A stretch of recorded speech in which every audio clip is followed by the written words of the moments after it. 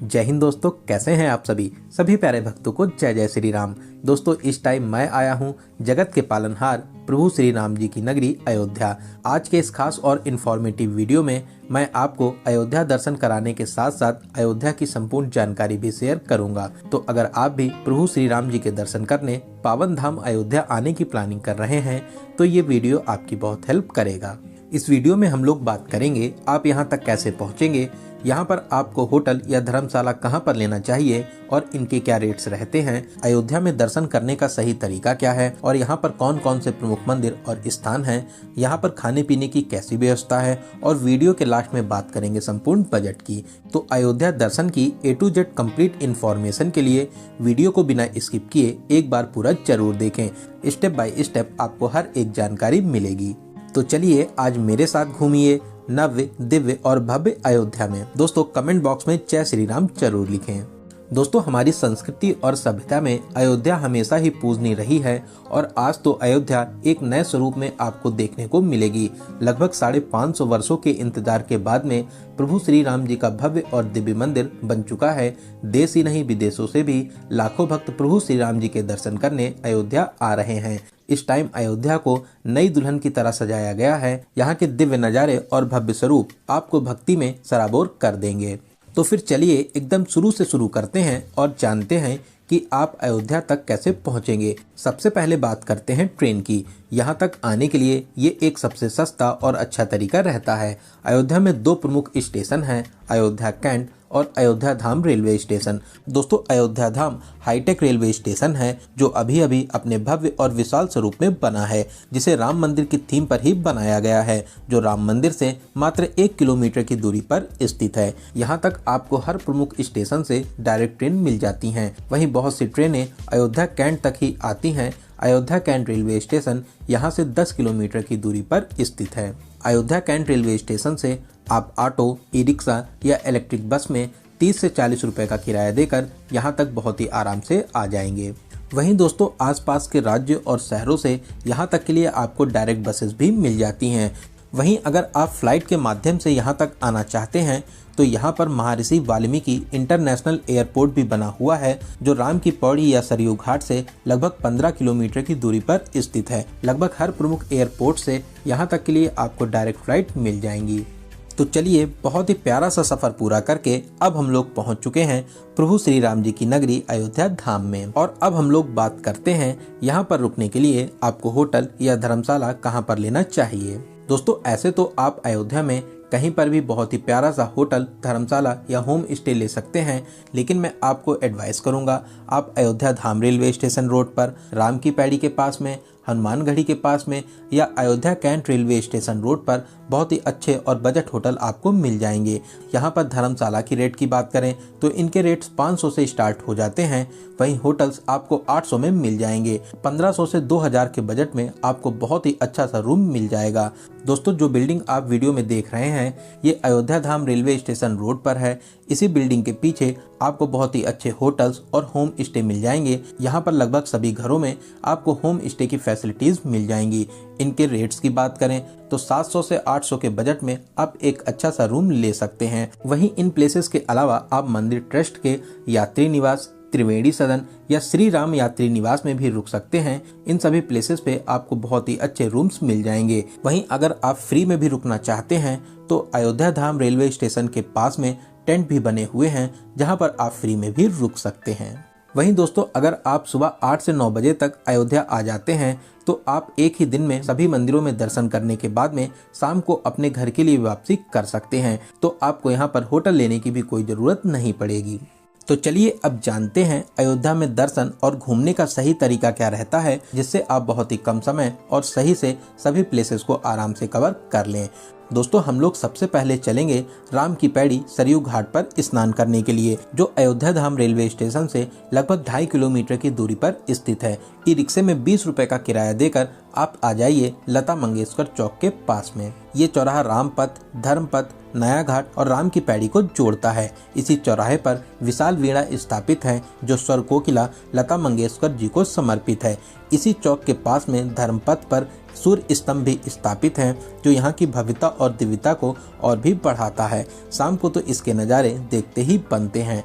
दोस्तों, लता मंगेशकर चौक के सामने ही राम की पैड़ी स्थित है। राम की पैड़ी बहुत ही पवित्र स्थान है। यहाँ पर विश्वविख्यात दीपोत्सव होता है। साथ ही यहाँ का लेजर शो भी बहुत ही ज़्यादा फेमस है।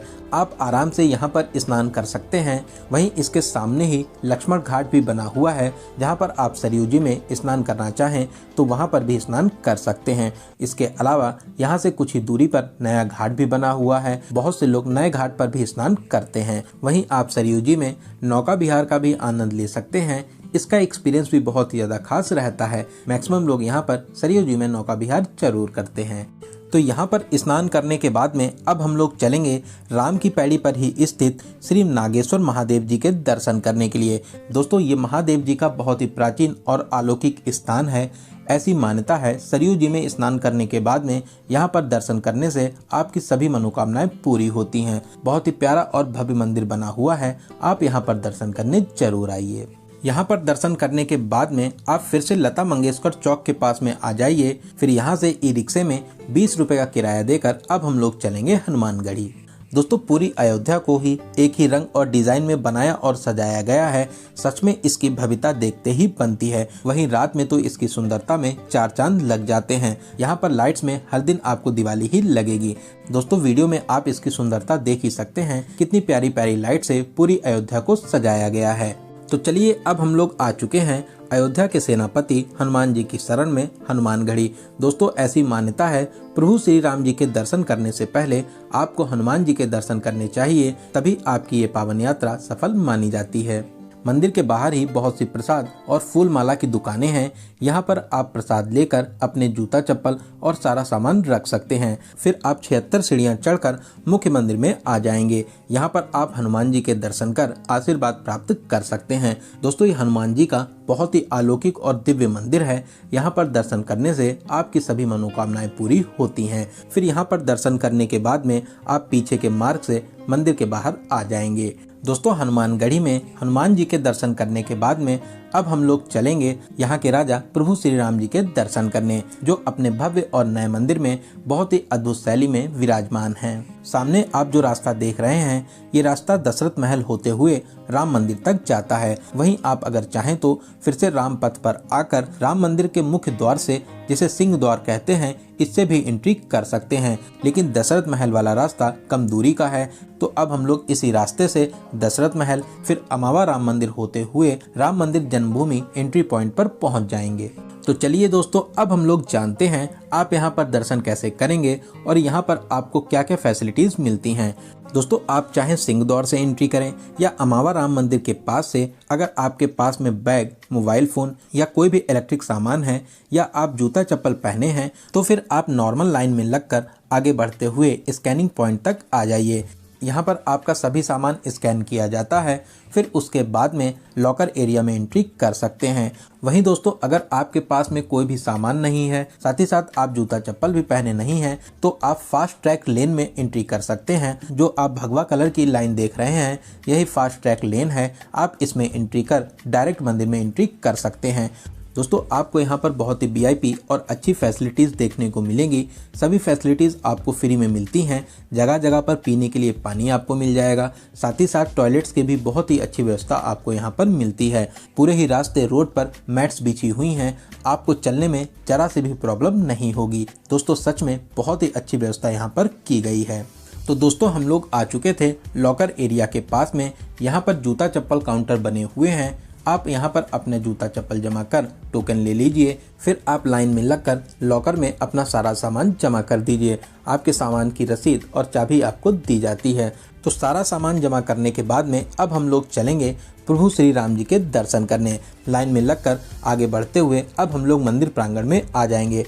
दोस्तों, मंदिर की दिव्यता और भव्यता देखकर आप दंग रह जाएंगे। सच में बहुत ही प्यारा और अलौकिक मंदिर बना है, जिसकी खूबसूरती और दिव्यता मैं शब्दों में बयान नहीं कर सकता। जैसे ही आप सीढ़ियां चढ़कर मुख्य मंदिर में प्रवेश करेंगे, दूर से ही आपको प्रभु श्री राम जी के दर्शन मिल जाएंगे। फिर आप आगे बढ़ते हुए गर्भगृह के पास में आकर प्रभु श्री राम जी के बहुत ही अलौकिक और दिव्य दर्शन को प्राप्त कर सकते हैं। यहाँ पर प्रभु श्री राम 5 वर्ष के स्वरूप में विराजमान हैं। रामलला की दिव्य मुस्कान और स्वरूप को देखकर आपके नेत्र भर आएंगे। दोस्तों सच में बहुत ही प्यारी और मधुर मुस्कान है, जिसको देखकर आपको बहुत ही शांति और सुकून मिलेगा। दर्शन करने के बाद में अब हम लोग मंदिर प्रांगण से बाहर आकर लॉकर से सारा सामान और जूता चप्पल लेने के बाद में अब हम लोग फिर से एकदम बाहर आ जाएंगे। दोस्तों अब भीड़ भाड़ एकदम नॉर्मल हो गई है, साथ ही साथ यहाँ पर व्यवस्थाएं इतनी ज़्यादा अच्छी हैं कि आपको एकदम भी भीड़ नहीं लगेगी। अगर आपके पास में कोई भी सामान नहीं है तो आप मान के चलिए कि 20 से 30 मिनट में दर्शन करने के बाद में वापस बाहर आ जाएंगे। जो भी आपको एक्स्ट्रा टाइम लगेगा वो आपको लॉकर में सामान जमा करने में लगेगा। वहीं आप अगर वीकेंड पर आते हैं या किसी फेस्टिवल के टाइम पर आते हैं तो यहाँ पर आपको भीड़ थोड़ी सी ज़्यादा देखने को मिलेगी। दोस्तों अगर आप शाम को यहाँ पर दर्शन करने आते हैं तो लाइट्स में तो यहाँ की खूबसूरती के क्या कहने। लाइट्स में इसकी खूबसूरती में 4 चांद लग जाते हैं। तो आप अगर चाहें तो शाम को भी यहाँ पर दर्शन कर सकते हैं। वहीं यहाँ पर दर्शन की टाइमिंग की बात करें तो अभी यहाँ पर सुबह 5:30 बजे से रात के 10 बजे तक दर्शन होते हैं। बीच में किसी भी टाइम दर्शन बंद नहीं रहते हैं। वहीं अगर कोई भी अपडेट्स आते हैं तो आपको कमेंट के माध्यम से सूचित किया जाएगा। तो यहाँ पर दर्शन करने के बाद में अब हम लोग चलेंगे दशरथ महल में दर्शन करने के लिए, जो हनुमानगढ़ी के साइड में स्थित है। दशरथ महल भी बहुत ही प्राचीन और दिव्य स्थान है। यहाँ पर आप पूरे राम दरबार के बहुत ही अद्भुत और अलौकिक दर्शन प्राप्त कर सकते हैं। दोस्तों आप यहाँ पर कुछ देर बैठकर राम धुन को जरूर गुनगुनाइए, यहाँ पर आपको बहुत ही ज़्यादा अच्छा लगेगा। यहाँ पर दर्शन करने के बाद में अब हम लोग चलेंगे कनक भवन, जो यहाँ से लगभग 100 मीटर की दूरी पर स्थित है। दोस्तों कनक भवन की भव्यता देखते ही बनती है। स्वर्ण के समान बहुत ही प्यारा सा महल बना हुआ है। ये प्यारा सा महल माता सीता और राम जी का निजी महल था। इस प्यारे से भवन में प्रवेश कर आप विशाल प्रांगण में आ जाएंगे। सामने ही मुख्य मंदिर बना हुआ है, जहाँ पर माता सीता और प्रभु श्री राम जी के आप अद्भुत और अलौकिक दर्शन कर आशीर्वाद प्राप्त कर सकते हैं।